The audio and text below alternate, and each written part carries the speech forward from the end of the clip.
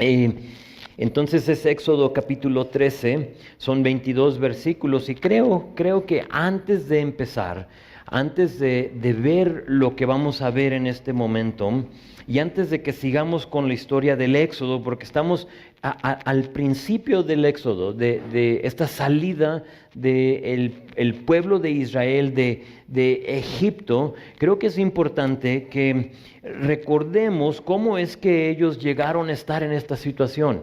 Porque si tú no has estado aquí con nosotros por los últimos 2 años y medio que estuvimos estudiando el libro de Génesis, entonces hoy les voy a dar como la versión express del libro de Génesis y lo que hemos visto hasta este punto en el libro de Éxodo para que tengas como una panorámica de lo que ha sucedido hasta este tiempo.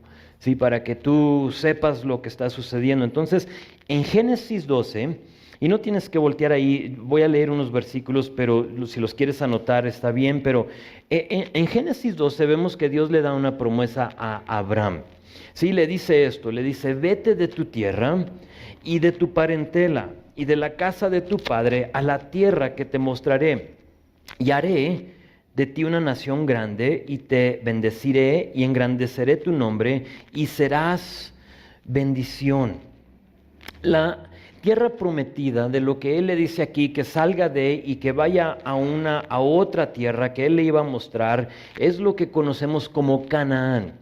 Es la tierra de Canaán, una área que corría desde lo que hoy en día es Siria. Entonces, si tú puedes pensar en Jerusalén, en Israel, es de la parte al norte que viene siendo hoy en día Siria. Entonces, desde esa área de Siria hacia el sur, hacia la parte norte de lo que hoy en día es Egipto, parte de esa área, y luego obviamente el mar Mediterráneo está de este lado, pero a lo que viene siendo el oriente, tenemos a Jordania. Entonces parte de Jordania es lo que viene siendo la tierra prometida.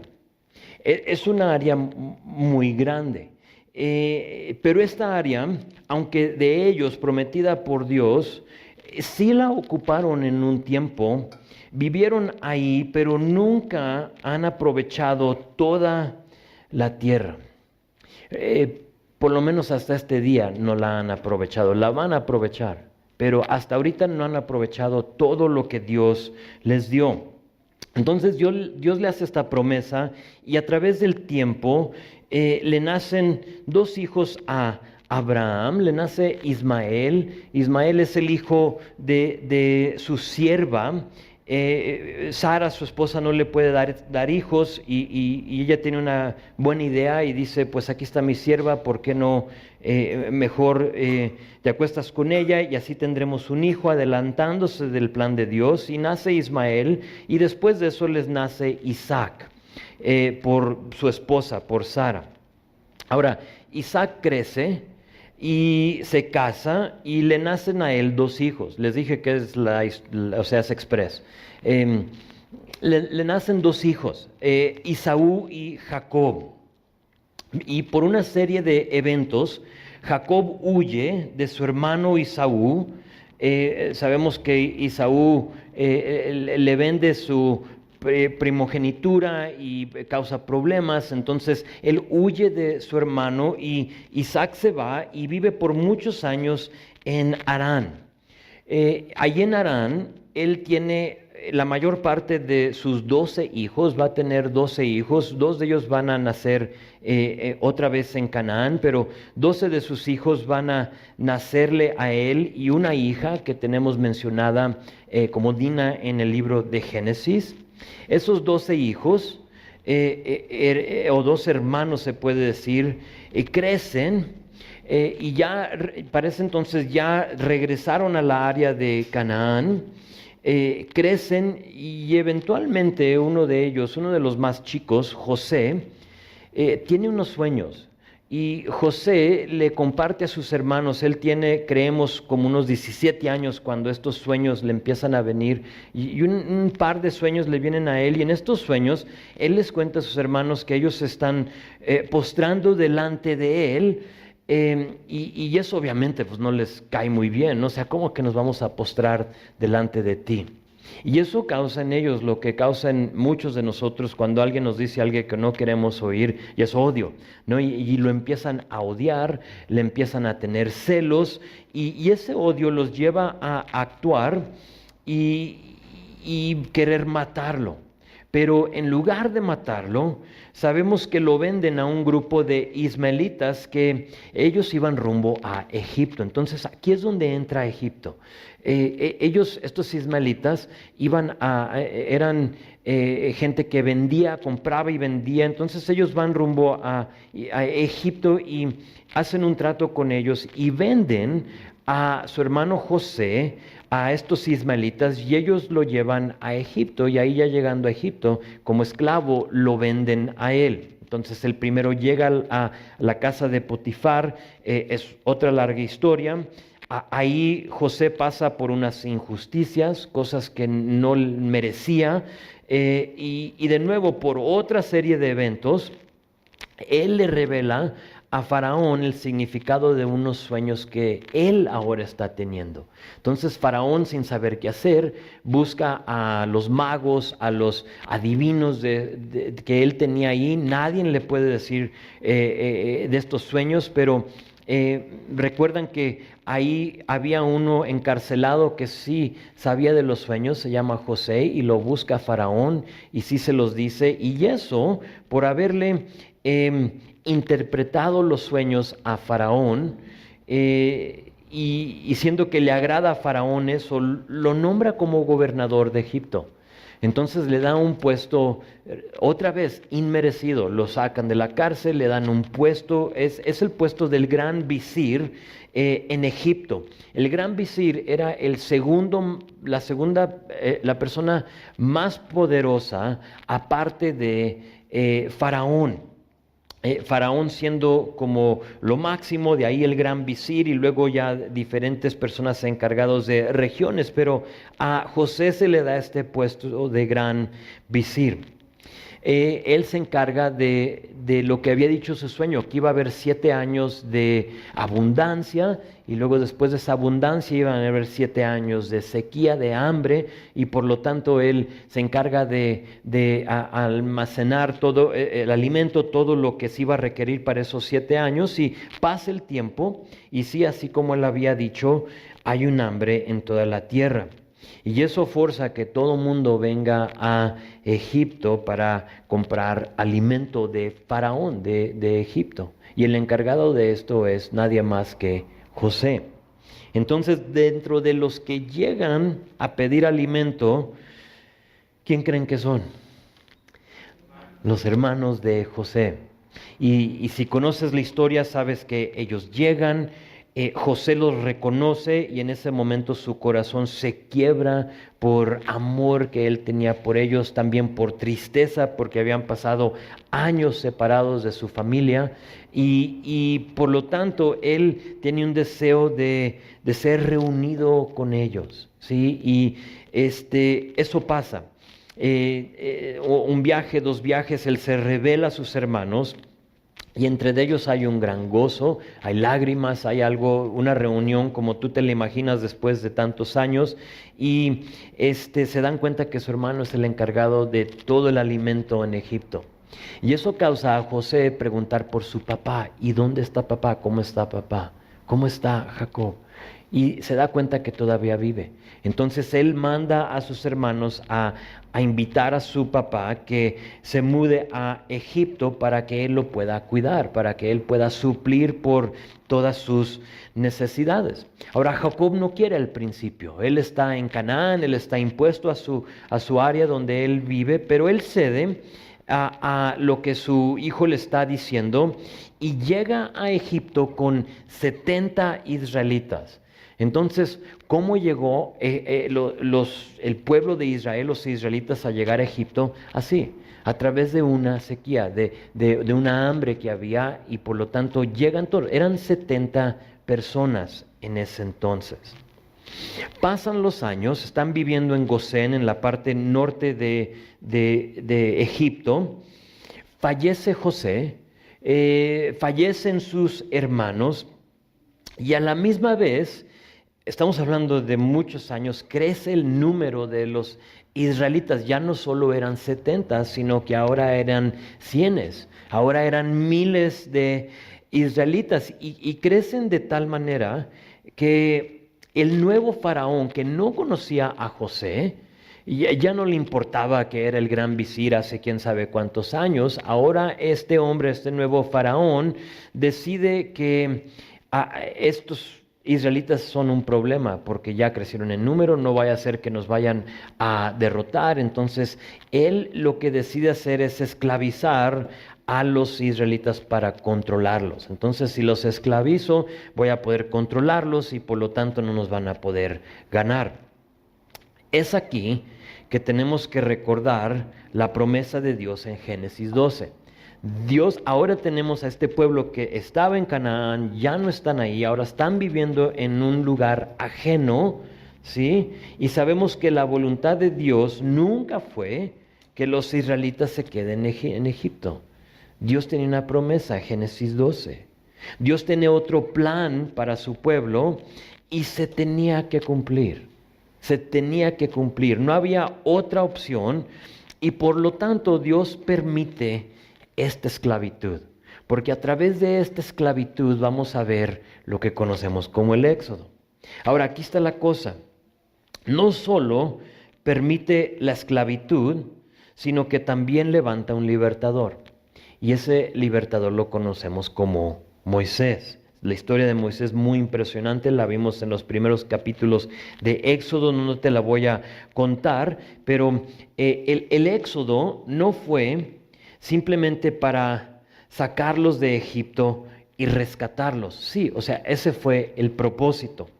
Pero el plan de Dios era sacarlos de Egipto y también cumplir con su promesa de regresarlos y de llevarlos a la tierra prometida. Entonces no era solo porque estaban esclavizados, sino que yo tengo un plan, y ese plan es llevarlos de nuevo a Canaán. Entonces no solo eso, sino que de los israelitas iba a venir el Mesías. Entonces tenemos a Jesús, al Mesías tiene que salir de este grupo de personas, y sabemos que si ellos permanecen en Egipto, tarde que temprano iban a perder su identidad, ¿sí? Iban a convertirse a los dioses. De hecho, que ya muchos de ellos ya habían aceptado todo, pero permanecía como un remanente de israelitas, y no iba a permitir Dios que esa identidad se pierda. Dios actúa y empieza lo que conocemos como el Éxodo. Entonces todo esto es para regresarlos a Canaán, a la tierra prometida. Y ahí es donde nos encontramos en el libro de Éxodo. Estamos viendo esta salida de los hijos de Dios, de Israel, de los hebreos, es el nombre, los nombres de ellos, de Egipto. Ahora, tenemos que recordar, antes de ver nuestro texto, que ellos tienen, según lo que vimos la semana pasada, más de 400 años viviendo en Egipto. Entonces han pasado muchos años. Las personas que, y lo señalo para que pienses esto conmigo, las personas que recordaban la promesa, lo que se había dicho en Génesis, José, quizá que todavía pudo hablar con su bisabuelo, los que conocían la promesa, los que recordaban la promesa, ya no son los mismos. O sea, estamos hablando de generaciones que han pasado. Eran otras generaciones, y estas personas ahora ya estaban acostumbradas a vivir en Egipto. Sería como si yo te digo, deja tus 40 años o los que tengas viviendo en México y vete a vivir en Rusia. ¿Sí? Y tú dirías, bueno, ¿y por qué? O sea, ¿qué me ofrece Rusia? ¿Qué voy a ir a hacer allá?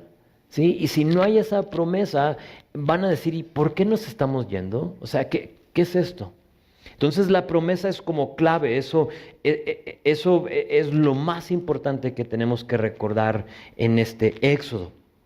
Así es que muchos de ellos, o de lo que tenemos nosotros aquí por delante en estos capítulos de Éxodo, es Dios recordándole a su pueblo de sus promesas. Dios diciéndole, confíen en Él, confíen en mí, que Él tiene un plan mucho mejor de lo que ellos puedan imaginar y pensar.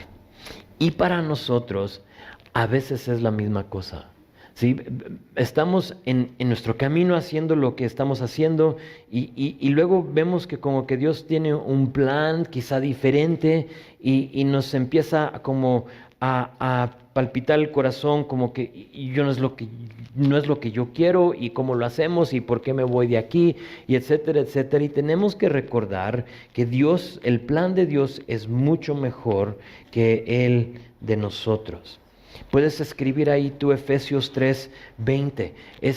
Lo que Dios tiene para nosotros es sumamente mejor y más grande de lo que tú puedas pensar o imaginar. Entonces, ahí estamos como al día, hasta lo que hemos visto aquí en Éxodo. Entonces, si no estuviste aquí los últimos años, no te perdiste más que lo que acabo de decir.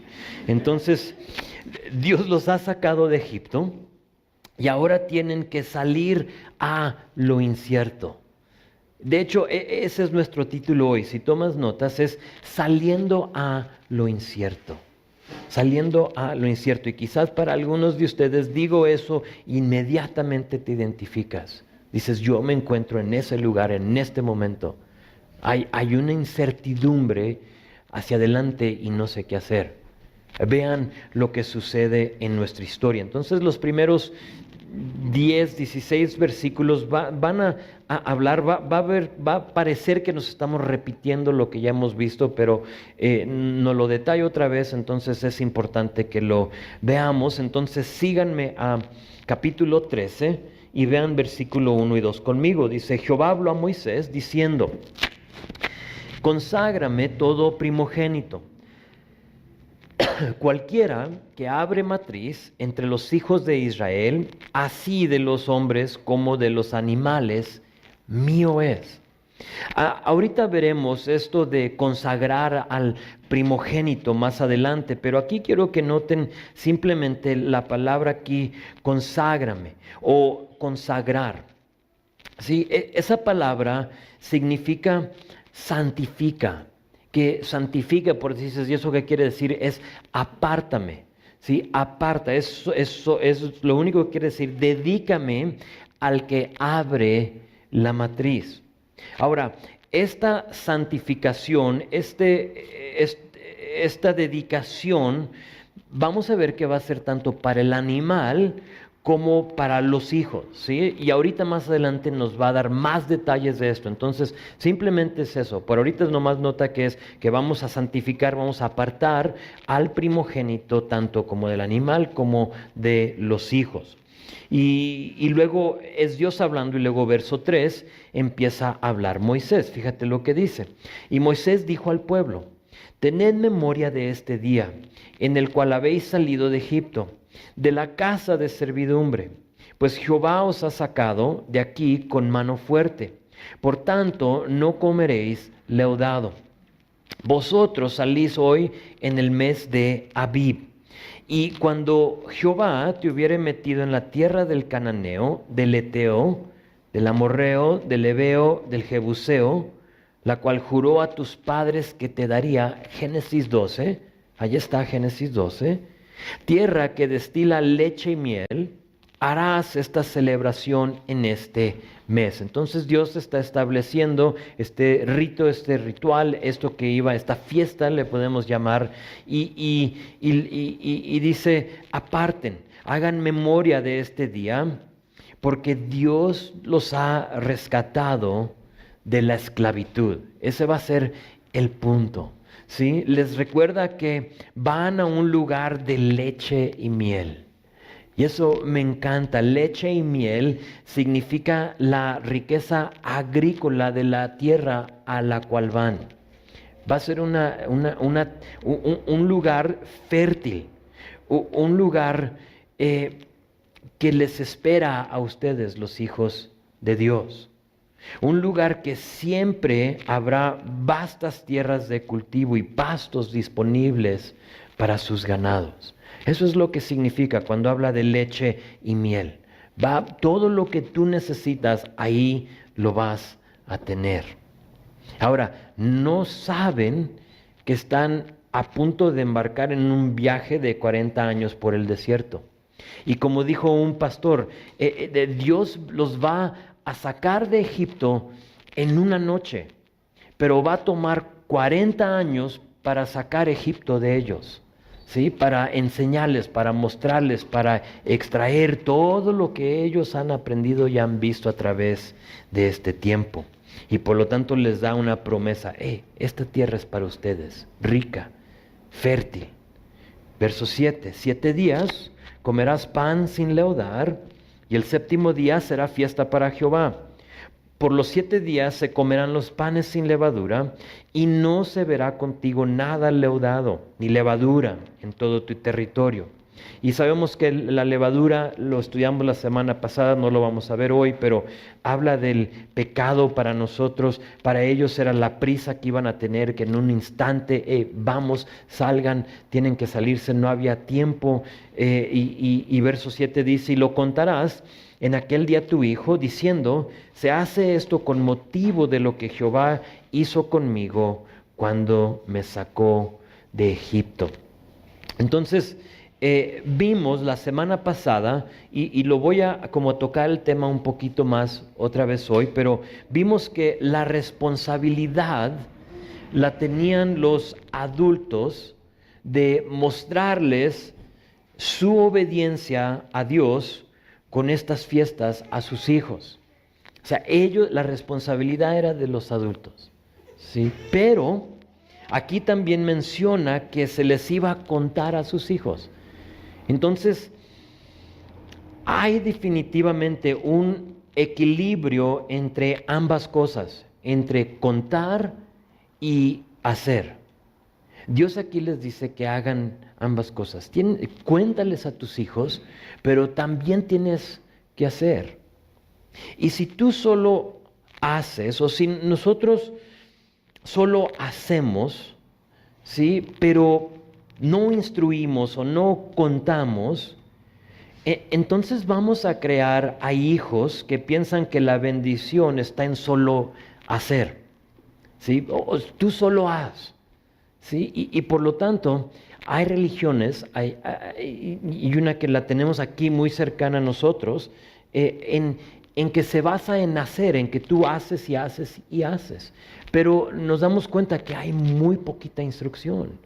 Sí, entonces, ¿qué pasa? Mi pueblo fallece por falta de conocimiento. O sea, no hay un conocimiento de la palabra. Y por lo tanto, sí, hacen y hacen y hacen, pero ni saben, después de un tiempo ya se convierte en tradición.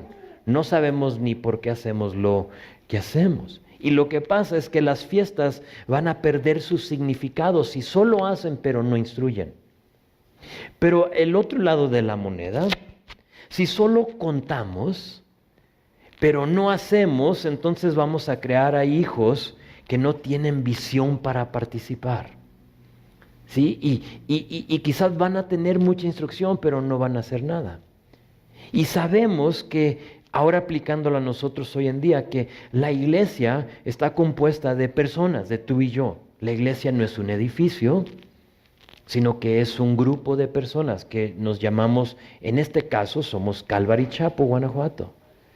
Pero esta iglesia no funciona sola, sino que se requiere la participación de la gente, ¿sí? Entonces es un equilibrio de contar, instruir, pero a la misma vez hacer.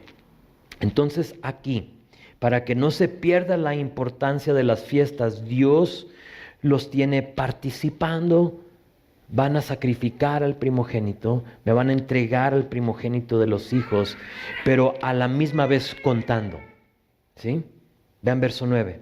Y te será como una señal sobre tu mano y como un memorial delante de tus ojos, para que la ley de Jehová esté en tu boca, por cuanto con mano fuerte te sacó Jehová de Egipto. Por tanto, tú guardarás este rito en su tiempo de año en año. Y como les comenté la semana pasada, han pasado más de 3000 años y esta fiesta se ha observado cada año. Jamás ha habido un año donde no se ha observado dentro de los judíos. Así, tal como Dios lo dijo, ellos han obedecido. Entonces, no importa dónde estés, cuando se llega a esta fiesta, participas como judío. Esta idea, fíjate, de señal sobre tu mano y memorial delante de tus ojos, se va a convertir en lo que conocemos como filacterias. ¿Sí? No sé si por ahí tienes la imagen, Dani. ¿Sí han oído de las filacterias? Es esto. Te lo muestro aquí. Tengo mi aparatito. Es esta cajita y luego si ves aquí está la otra. Entonces, si tú vas a Israel y el judío ortodoxo se encuentra con unas pequeñas envolturas o cajitas, se pueden decir, de cuero donde guardan ellos pasajes de las Escrituras. ¿Sí? Y toman estos versículos como eso. Más adelante Dios sí les va a decir que se las aten como señal en su mano. Y en estas cajitas tienen unas escrituras. Si te interesa y dices, yo quiero saber lo que tienen las cajitas, no las vamos a leer, pero las puedes escribir. Son 4 escrituras, son 4 papelitos que están en esas cajitas, y en una de ellas no me vas a creer, es Éxodo 13, versículo 1 a 10, lo que estamos leyendo ahorita. Éxodo 13, versículo 1 a 10, y luego la segunda es versículos 11 a 16, igual aquí de Éxodo. Estas instrucciones que Dios les está dando, entonces son 2 de las 4. También va a ser Deuteronomio 6, 4 a 9. Oye, oh Israel, Jehová Dios, Jehová es uno. Ustedes se lo saben. También esa escritura va a estar ahí. Y luego va a ser Deuteronomio 11, 13 a 21. Y ahí es donde les va a decir que aten estas cosas, que estas escrituras las debes de poner en los postes de tu casa y de tus puertas. Entonces, si tú vas a Israel, tú vas a ver en cada puerta, en cada marco de cada puerta, si tú vas a un hotel, cada cuarto, cada habitación en ese hotel tiene parece como un rollo así en el marco de la puerta. ¿Por qué? Por lo que dice aquí. O sea, ponlo, escríbelo en el marco de tu puerta, y ellos lo toman literal, y en cada casa ves ahí, vas a un museo y ahí lo tiene, ¿sí? Y es significativo de esto. Entonces, esas son las 4 escrituras que ellos tienen en estas cajitas de cuero y las usan y lo sacan de aquí. Entonces, verso 11 dice, y cuando Jehová te haya metido en la tierra del cananeo, como te ha jurado a ti y a tus padres, y cuando te la hubiere dado, dedicarás a Jehová todo aquel que abriere matriz, o sea, el primogénito, y asimismo todo primer nacido de tus animales, los machos serán de Jehová. Mas todo primogénito de asno redimirás con un cordero. Y si no lo redimieres, quebrarás su cerviz. También redimirás al primogénito de tus hijos. Entonces, de nuevo, esta santificación, esta separación del primogénito nos dice aquí que va a ser para Jehová, va a ser para él. Versículo 12 te lo dice. Iba a ser un sacrificio, ¿sí?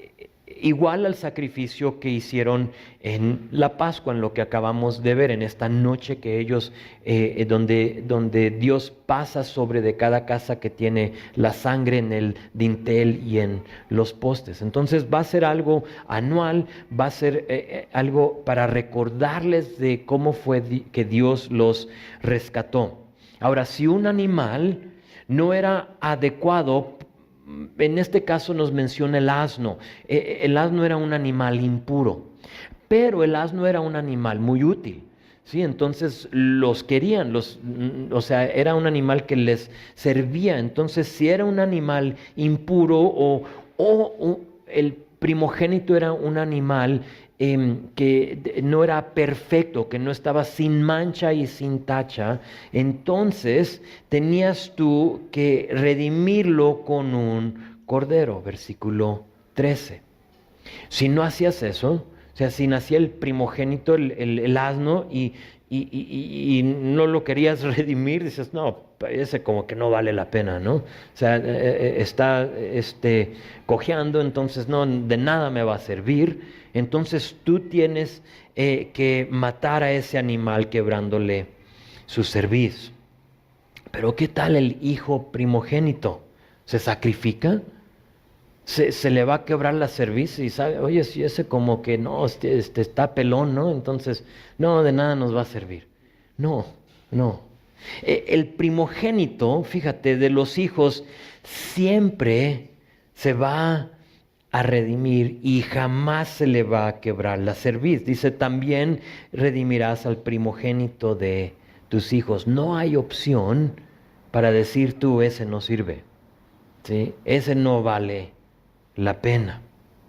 Diferente al animal que se redime con un cordero, el primogénito de los hijos, después, cuando llegue la ley, va a ser redimido con 5 ciclos.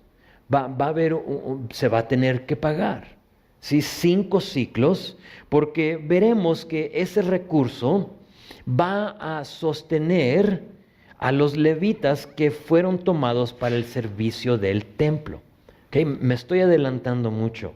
De hecho, que esto no lo vamos a ver hasta que lleguemos a Números, pero después de un tiempo va a decir, ya Dios, ya no necesito el primogénito, sino que en lugar del primogénito van a ser los levitas. Déjatelo leo mejor, la Biblia lo explica mejor. Apunta tú ahí Números capítulo 3, versículo 12. Te lo leo, dice, he aquí, yo he tomado a los levitas de entre los hijos de Israel en lugar de todos los primogénitos. Los primeros nacidos entre los hijos de Israel serán pues míos los levitas, porque mío es todo primogénito. Nos acaba de decir, no, es para mí, el primogénito es mío. Y está diciendo aquí, ahora mejor tomo a los levitas como el primogénito. ¿Sí? Les dice, porque mío es todo primogénito, desde el día en que yo hice morir a todos los primogénitos en la tierra de Egipto, lo que estamos viendo aquí, santifiqué para mí a todos los primogénitos en Israel, así de hombres como de animales, míos serán yo Jehová. Entonces Dios lo dice aquí en anticipación de lo que está por venir, de una ley que Él va a decir, no, para el servicio, los que voy yo a separar para el servicio del templo, van a ser los levitas. Entonces ellos van a ser los primogénitos, no van a tener herencia.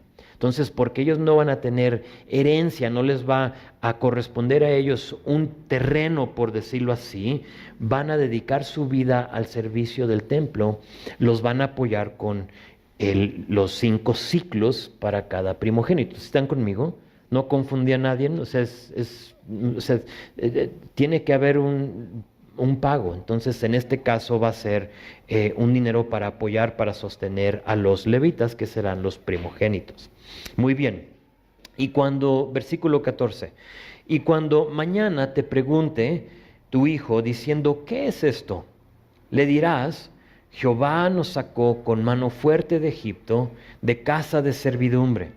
Y endureciéndose Faraón para no dejarnos ir, Jehová hizo morir en la tierra de Egipto a todo primogénito, desde el primogénito humano hasta el primogénito de la bestia.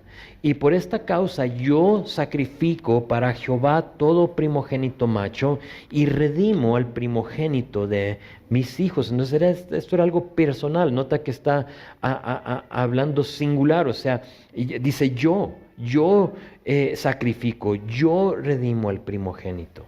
Era la responsabilidad de cada varón, de cada hombre que tenía familia.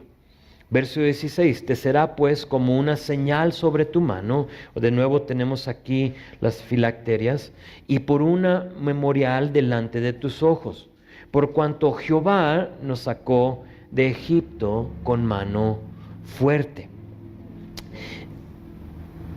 Verán los hijos y preguntarán, ¿qué es esto? O sea, ¿por qué estamos sacrificando a este animal? Más adelante, ¿y por qué estamos pagando 5 siclos? ¿Qué es esto? ¿Y la respuesta? Me encanta la respuesta. La respuesta siempre se va a dirigir a lo que Dios ha hecho y no a lo que Dios todavía no hace. Fíjate que cuando le empieza a explicar, les recuerda lo que Dios ya hizo. Eso es importante para nosotros. Cuando alguien te pregunta de tu Dios, ¿qué les dices? ¿Les recuerdas de lo que Dios ha hecho o de lo que Dios todavía no hace? También tiene que ver mucho en tus semblantes, ¿sí? Porque si andas todo molesto, no sé si ubican la palabra atufado, creo que la he usado en otros tiempos, la usamos al norte, yo sé que, ¿y eso qué quiere decir? Así como molesto, o sea, con la cara toda amargada, eso es atufado, la pueden usar si quieren, se las presto. Pero eso va a contar de lo que Dios todavía no hace en tu vida, ¿sí? Porque, o sea, ¿por qué estás así? Sin duda es por algo que tú todavía no ves que Dios no ha hecho en tu vida. Pero cuando tú recuerdas lo que Dios ha hecho, eso causa un gozo en ti, recordando de dónde Dios te sacó en un tiempo. Todos tenemos una historia, todos recordamos dónde estábamos en un momento, de ese pozo del cual nos sacó el Señor, de ese camino que nos llevaba a la muerte y luego Dios interrumpió nuestras vidas y nos rescató y nos sacó de ese lugar, y tú siempre puedes acudir a lo que Dios ha hecho por ti. Antier vi una publicación de una persona que está pasando por algo muy difícil y sabes, eso fue exactamente lo que compartió. O sea, estamos hablando de algo pesado en su vida, algo injusto, ¿sí? Algo que dices tú, híjole, no puede ser, algo que si te diría lo que es, te partiría el alma. Y la cito para no equivocarme en lo que dijo esto. Dijo, he decidido elegir esperanza cuando todo lo que puedo ver es la oscuridad. Dice, he decidido recordar la fidelidad de Dios cuando todavía no veo sus promesas cumplidas. He decidido, fíjate, recordar lo que ha hecho y no lo que aún no ha hecho. Me encanta, porque siempre tienes la opción de quejarte, siempre tienes la opción de decir, Señor, pero tú todavía no has cumplido con esto, y tú todavía no me rescatas de esta situación. Pero en este caso, cuando los hijos iban a verlos ¿y qué estamos haciendo? Oh, déjate digo, porque lo que Dios ha hecho es esto. Más adelante, los israelitas van a salir a lo incierto. Y pronto, o sea, inmediatamente van a dudar y olvidarse de lo que Dios había hecho. Inmediatamente. Los casos de carne en Egipto, los ajos, No sé por qué recordaron los ajos, pero mencionan los ajos, los puerros, o sea, toda la comida que teníamos, pero no recuerdan los latigazos, no recuerdan que estaban ahogando a sus hijos, solo recuerdan lo bueno. Aquí les dice Moisés que les cuenten a sus hijos lo que ha hecho Dios. Las promesas cumplidas de ayer vienen siendo el combustible de mañana. Lo que te va a ayudar a seguir adelante va a ser eso, las promesas que Dios cumplió ayer, para que tú ahora puedas seguir adelante y echarle combustible a tu alma. Le llamamos esperanza. De hecho, a veces lo cantamos. ¿Recuerdas la canción que cantamos? Yo sé que tú mueves montañas. Yo creo en ti. Sé que lo harás otra vez. Y luego dice, abriste el mar en el desierto. Hablando de esto. Abriste el mar en el desierto. Yo creo en ti. Sé que lo harás otra vez. Cuando todo está mal y cuando todo parece que no hay esperanza en tu vida, te animo, te ruego que recuerdes lo que Dios ya hizo en tu vida.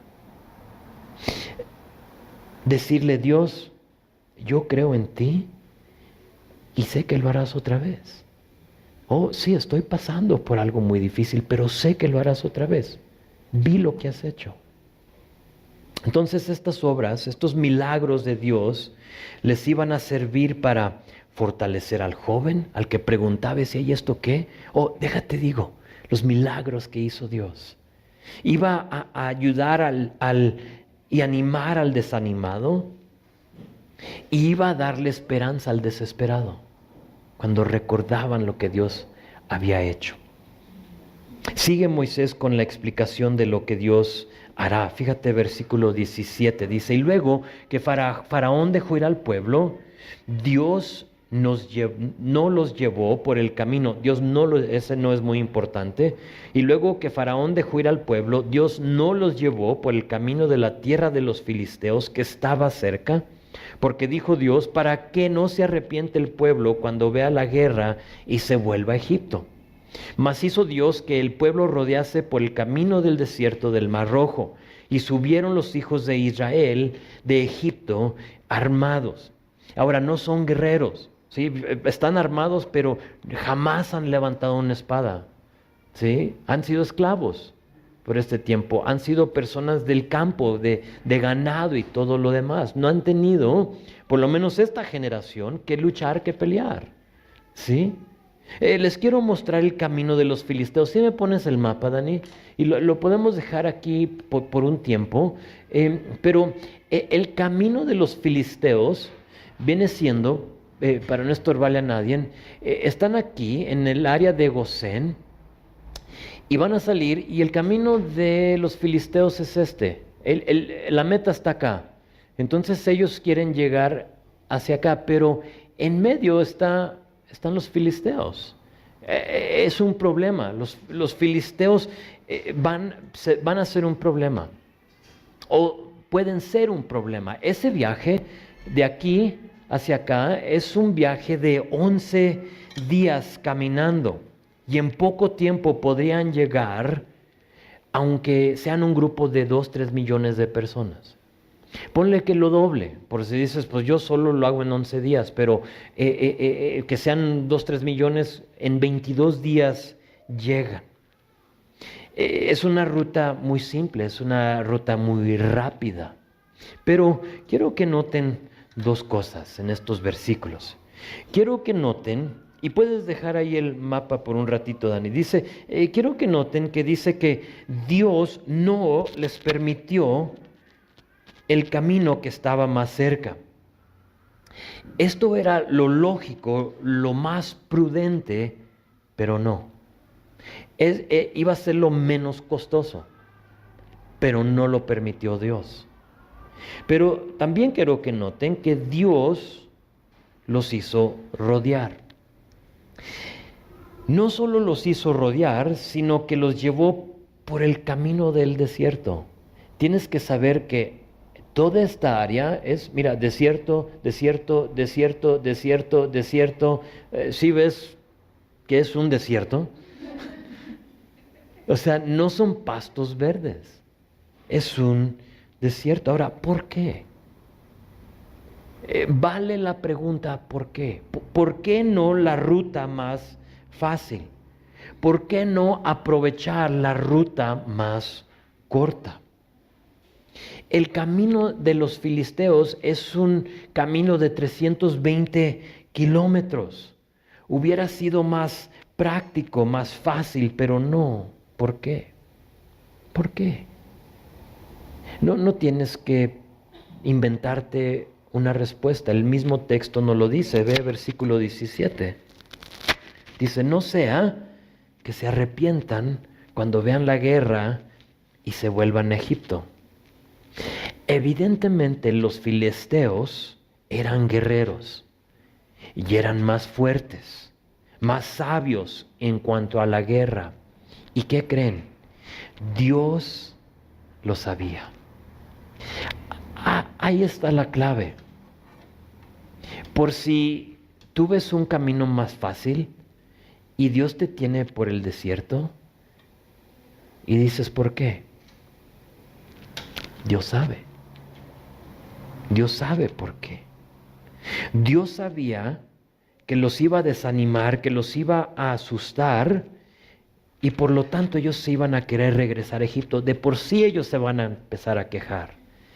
Pero sin duda, yendo por esta ruta, sin ser guerreros, sin saber cómo ni detener a una espada, ni desenvainar una espada, Dios sabía que si los mandaba por ese lugar, que iban a ser derrotados.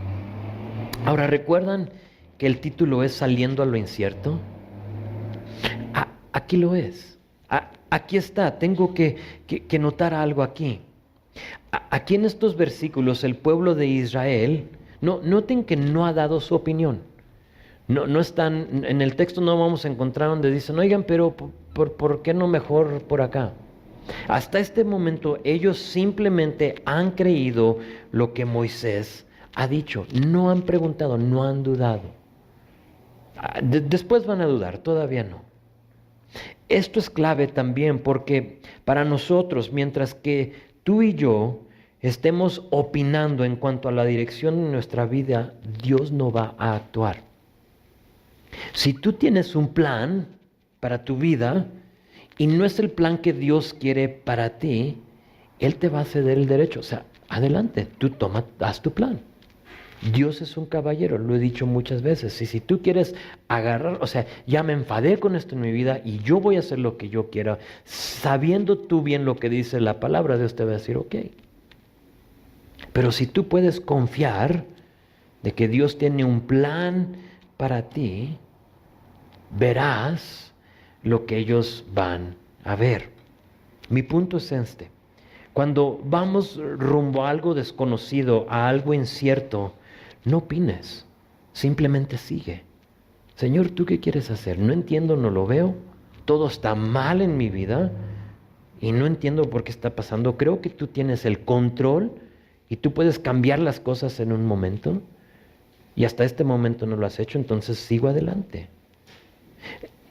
Siempre, ahora escúchenme bien, siempre es mejor estar en la voluntad de Dios, aunque sea la ruta más larga y más desértica.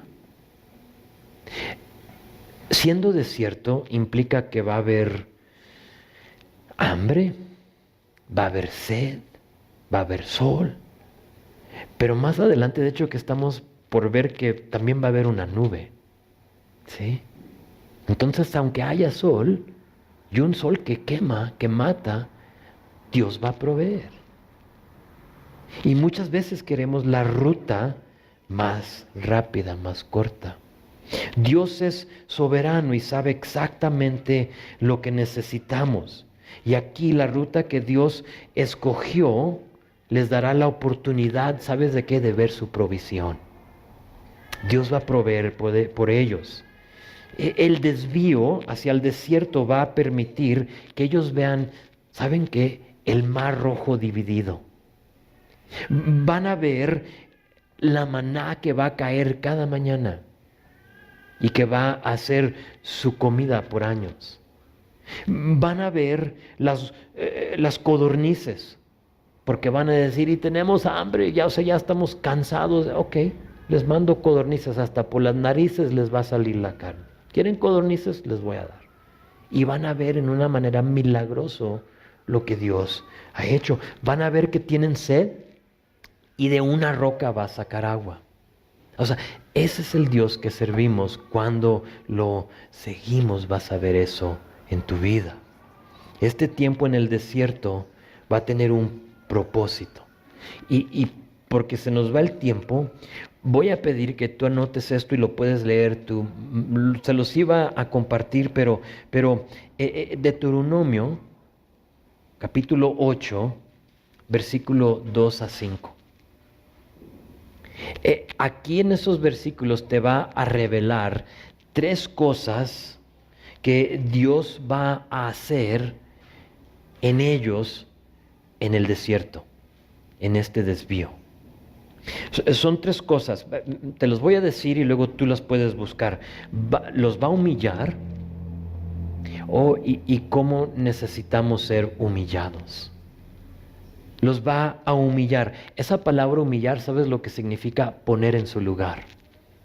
Y algunos de nosotros necesitamos que alguien o algo nos ponga en nuestro lugar. Porque a veces tenemos como una opinión de uno mismo más alta de lo necesario, ¿no? Yo sé mejor que Dios. Y por lo tanto, ellos salen de Egipto de esa manera. Y 2 veces en esos versículos vas a ver que dice que Dios los va a humillar. Pero no solo los va a humillar, sino que Dios va a ver su corazón, va a probarlos. A ver si cumplían sus mandamientos. Entonces los va a humillar, los va a probar, ¿sí? Y la tercera cosa es que también les va a enseñar.